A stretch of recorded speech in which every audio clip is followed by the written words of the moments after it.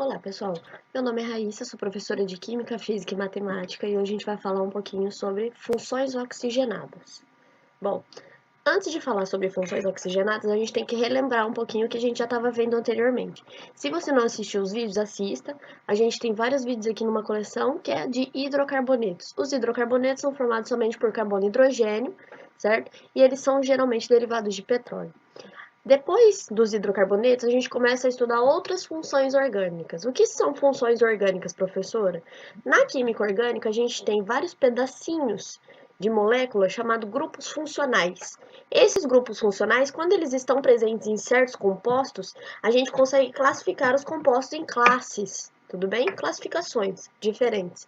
O que são os grupos funcionais? Vai depender de cada um dos compostos que eu vou ter. A gente tem alguns grupos funcionais que são bem conhecidos, que são os que eu vou apresentar para vocês hoje. Os grupos funcionais que a gente vai utilizar hoje são somente oxigenados. Então, todos eles têm a presença do oxigênio. Se eu tenho oxigênio, eu já tenho uma função oxigenada, diferente dos hidrocarbonetos, que eu só tinha carbono e hidrogênio, certo? Bom, o que vai mudar na nomenclatura do meu composto? Somente o meu sufixo, porque o sufixo é o que diz respeito à minha função orgânica. O número de carbonos, o tipo de ligação, continua sendo a mesma coisa, só vai mudar a terminação da minha palavra, do meu nome, tá? Do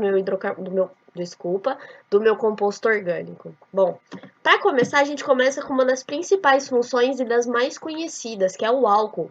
Com certeza você já ouviu falar de álcool, certo? A gente tem aqui no Brasil muito grande de abastecimento de álcool. E de uns anos para cá, a gente veio alterando um pouco essa nomenclatura, né? Você chega lá no posto e manda colocar álcool, às vezes o frentista faz uma piadinha. Não é álcool, é etanol.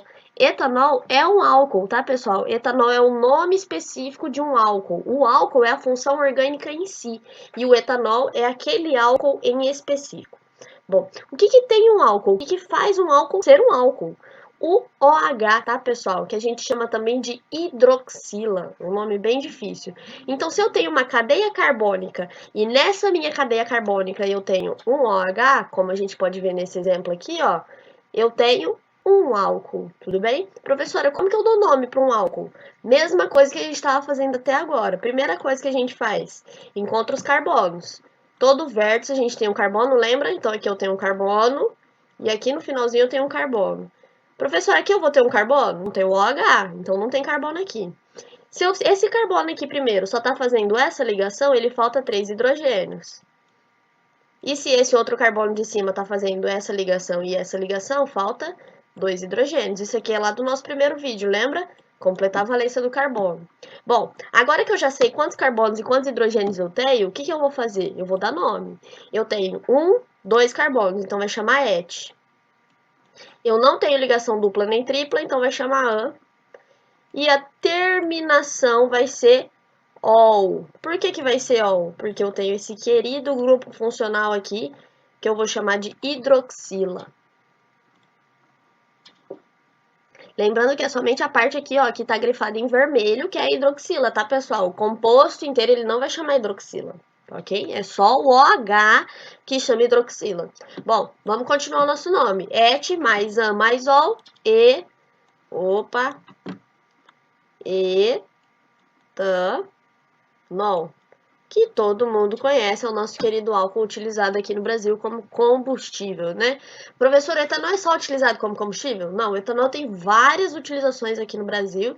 A gente pode utilizar ele como limpeza, certo? Como produto de limpeza, no caso. A gente está usando agora os álcool em géis, geralmente eles têm uma quantidade de etanol. A gente tem várias e várias utilizações de etanol. Aquele etanol também que vem na bebida alcoólica também é o mesmo que está lá no posto, só que a diferença vai ser a concentração que a gente vai ter dessa substância, ok? Isso é uma discussão muito importante, mas que a gente não consegue fazer agora nesse vídeo. Então tome cuidado com o que você faz por causa da concentração do etanol no seu organismo. Bom, além disso, pessoal, o álcool ele vai ter duas outras classificações. A gente vai ter o fenol e a gente vai ter o enol.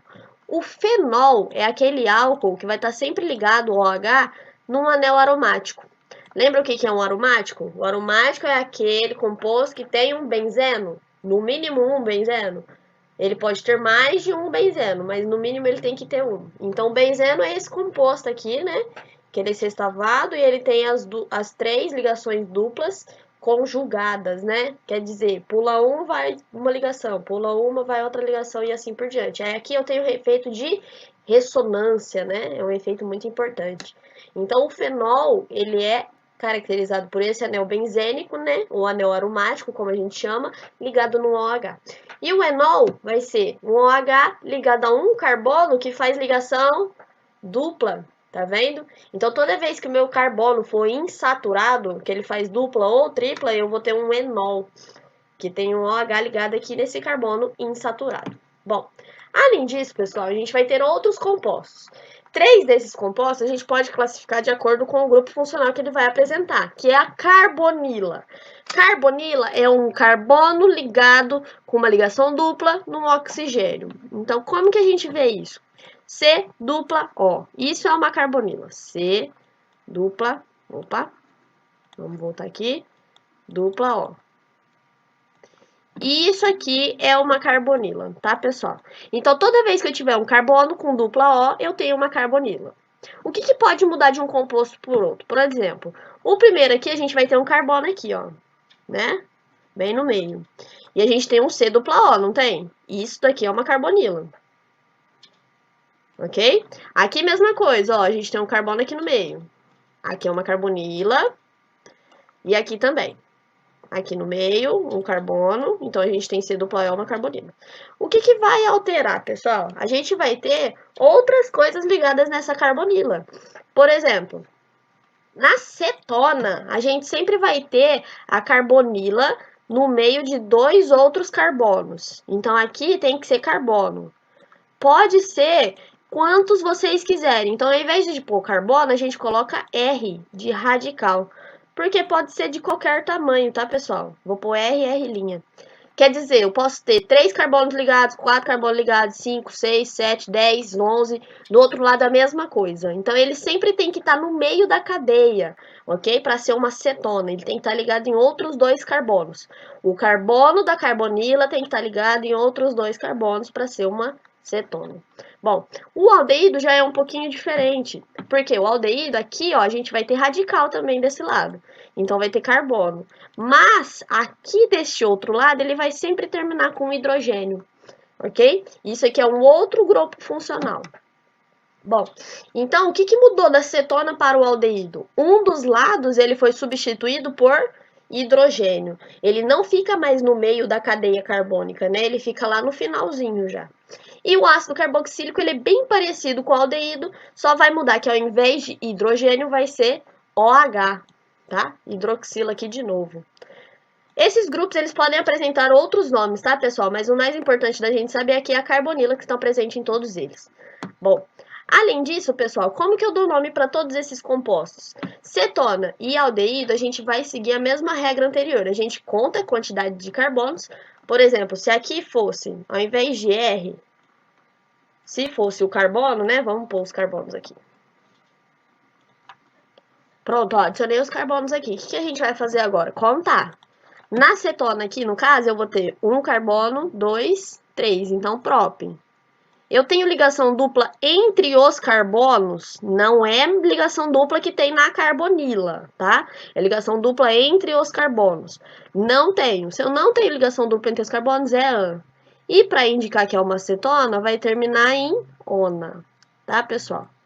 Professora, eu preciso indicar alguma coisa? Neste caso, não precisa. Se você tiver uma cadeia carbônica maior, você precisa indicar em qual carbono que está o grupo aqui, ó, a carbonila. Então, a gente vai indicar sempre aqui, ó, depois do AN e antes do ONA. Lembra que quando é dupla, a gente indica antes do EN ou antes do IN? Exatamente, é a mesma coisa. Se a gente tem uma função orgânica, a gente vai indicar ela antes do sufixo, que é o que indica o nome dela, o que indica a função que a gente tem. Bom, aldeído, mesma coisa, pessoal. Vamos contar. 1, 2 carbonos, então eu tenho et. Não tem dupla entre os carbonos, então é an. E para falar que é aldeído é al. Etanal. Tudo bem, pessoal? É um outro composto aqui que a gente chama de aldeído. O ácido carboxílico, a gente já vai mudar um pouquinho o nome. Por quê? A gente sempre vai começar ele com ácido. Então, ácido, não vou escrever inteiro aqui. E aí a gente vai dar o nome da mesma maneira que a gente estava até anterior. 2 carbonos, et. Não tem dupla, an. E para indicar que é um ácido carboxílico, a gente termina em óico. Então, ácido etanóico. Ok, pessoal? Bom, aqui a gente pode ter alguns exemplos bem usuais, na verdade. A propanona, nada mais, nada menos do que aquela acetona que as pessoas utilizam para tirar esmalte, tá, pessoal? Então, a propanona é a acetona que vocês utilizam geralmente em casa. O ácido etanóico é o ácido acético, que é aquele ácido que está no vinagre, tá, pessoal? Então, também é muito importante. O etanol, ele já não tem tanta utilização, mas a gente tem um outro aldeído conhecido, que é o formol, que é o formaldeído, ou o metanol, que é o aldeído que tem somente um carbono. O formaldeído, ele também é conhecido como formol, ele pode ser utilizado tanto para produtos cosméticos, tudo bem, como por exemplo a escova progressiva ou assim por diante, como também para conservação de cadáveres, tá? Bom, pessoal, além da carbonila, a gente vai ter outros grupos aqui bem interessantes que contêm um heteroátomo, ou seja, um átomo diferente no meio da cadeia, certo? Que vai ser o caso aqui do éter e do éster. O que é um heteroátomo nesse nosso caso aqui? Como eu falei que as funções são oxigenadas, elas têm que ter um oxigênio no meio da cadeia, ok? Então, a gente vai ter o éter e o éster. O éter, ele geralmente tem um oxigênio já no meio mesmo da cadeia carbônica. Então, a partir do momento que eu tenho uma cadeia e eu tenho um oxigênio ali encontrado no meio, eu vou ter um éter. E o éster, diferente do éter, ele vai ter também a presença de uma carbonila. Então, a gente vai ter o C-O ligado no O no meio da cadeia. E, pessoal, para dar nome para um éter, a gente vai utilizar a seguinte regra. Primeiro, a gente vai ter a primeira parte aqui, ó, onde está antes do oxigênio, depois a segunda parte depois do oxigênio. Então, o nome vai ser composto por duas partes. A primeira parte eu tenho 2 carbonos, então eu vou chamar de et. E para indicar que é um éter, eu vou chamar de oxi, então etoxi. E a segunda parte a gente tem somente um carbono, então a gente chama de met. E aí, para terminar e demonstrar que é um éter, a regra da segunda parte é ano. Então, vai ficar etoximetano. Já no éster, pessoal, vai ser a mesma coisa. A gente vai ter uma primeira parte que indica antes ali da nossa função, né, do nosso grupo funcional, onde eu tenho 2 carbonos. Então, novamente, eu vou chamar de et. Certo? Para indicar agora que é um éster, eu vou ver, tem dupla ou tripla? Não, então é an. E para indicar, eu termino com oato. Então, etanoato, de alguma coisa. Esse alguma coisa vai ser definido por este outro grupo aqui, ó. Eu só tenho um carbono, então met e ila como terminação. Então, para nomear um éter, eu vou utilizar primeira parte termina em oxi, segunda parte termina em ano. Para nomear um éster, eu vou utilizar primeira parte termina em oato, de alguma coisa e termina em ila, ok? Sempre a mesma regra, tá, pessoal? Bom, professora, para que eu vou utilizar tudo isso? Geralmente, os vestibulares, os exercícios, eles vêm pedindo qual é a função orgânica para você representar qual que é a função que você está reconhecendo ali no caso. Essa aqui que está em vermelho, ó, grifada, vocês podem perceber que tem um dupla O, né? Tem uma carbonila aqui, um C dupla O, e um outro oxigênio ligado numa cadeia carbônica. E do lado de cá a gente também vai ter um carbono aqui, vai ter um CH3, ok? É que aqui, ó, é bem o finalzinho da cadeia, então a gente sabe que é sempre um CH3. Ok, pessoal? Se eu tenho um dupla O, um oxigênio ligado em duas cadeias carbônicas dos dois lados, eu tenho éster, né?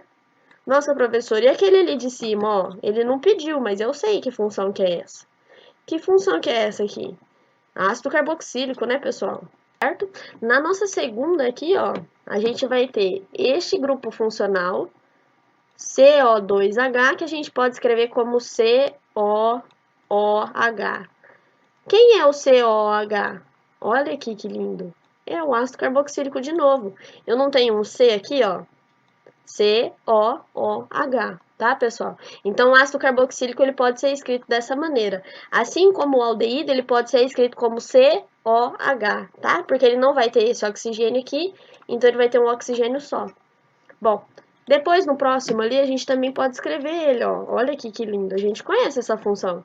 Eu tenho um oxigênio no meio de uma cadeia carbônica, sem nenhuma dupla O.